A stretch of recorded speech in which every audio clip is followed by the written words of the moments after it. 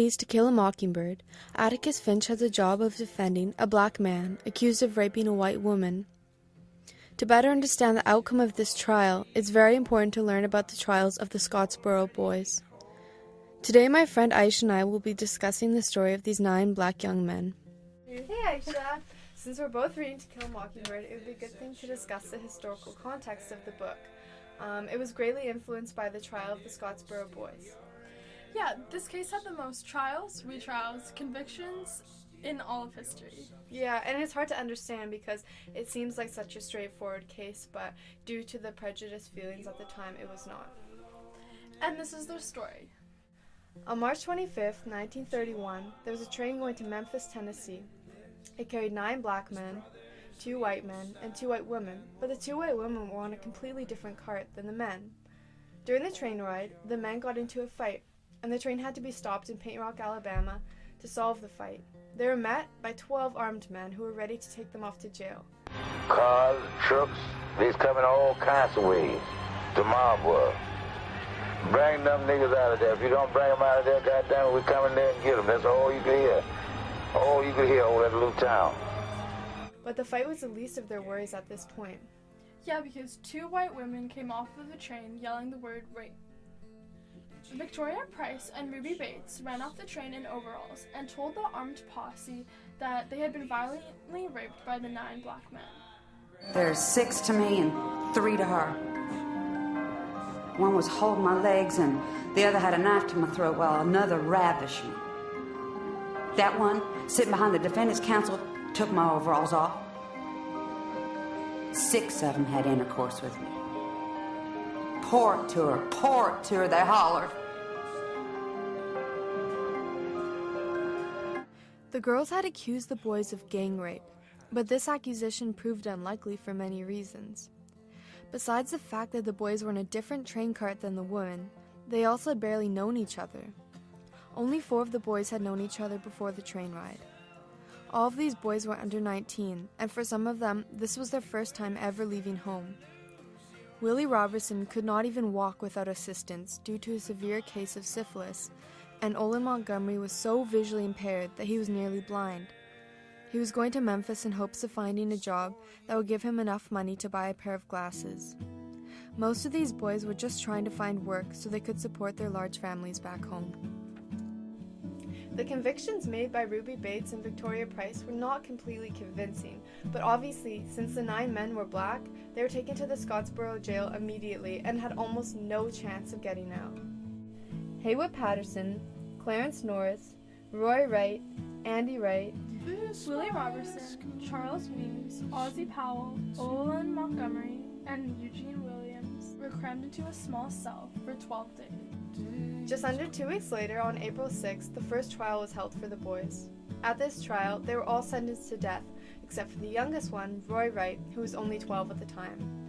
The International Labor Defense tried desperately to find attorneys for these boys, but it was very difficult because nobody would take their case. The boys were terrified when they were on trial and threw several tantrums.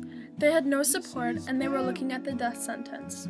Surprisingly, the Communist Party was their savior.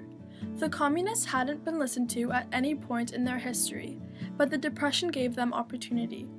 They were advocating black rights and putting an end to lynching, and they needed something like the Scottsboro case to allow them to have a voice with the public. 3 weeks after the trials, the Communist Party launched a demonstration and flooded the streets. Many were killed and injured, while others were arrested. But it was greatly beneficial for the boys, as they gained Sam Leibowitz as their lawyer after the demonstration. On March 27, 1933, the second trial was held, where Ruby Bates, the younger girl, admitted to the jury that they had not been raped. And why did they lie?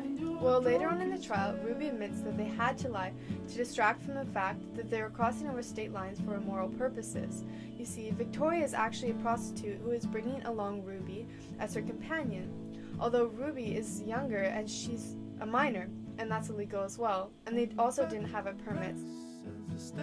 During the second trial, Clarence Norris describes his experience. The courthouse was full of people. And they were jumping about the seats with pistols. Nothing, wasn't a black person around nowhere. Everybody was white, but just us 9. So even Ruby admitted that the boys were completely innocent. And the boys' lawyer, Samuel Livewood, defended them really well, and they thought that they had the case in their hands, but the boys were still found guilty. Yeah, but luckily, Judge James E. Horton declared more trials, hoping that the jury would finally prove them innocent. Sam Livewood's cross-examination of Victoria Price were fantastic, but she was extremely difficult with him. She answered him with sarcastic tones and was extremely indirect with her answers. The doctors claimed that he had found semen in the girls, but evidence showed that it had been from their boyfriends the night before. Sam successfully proved that everything Victoria said was a lie. This included her position on the train, her location the night prior, and her reason for boarding the train. Sam's attack on Victoria seemed to be strengthening the case, but in fact it led to the boys being proved guilty. This was because the audience felt like it was not only an attack on Victoria, but on Southern women in general, because it reminded them of humiliation during the Civil War and other times in Southern history.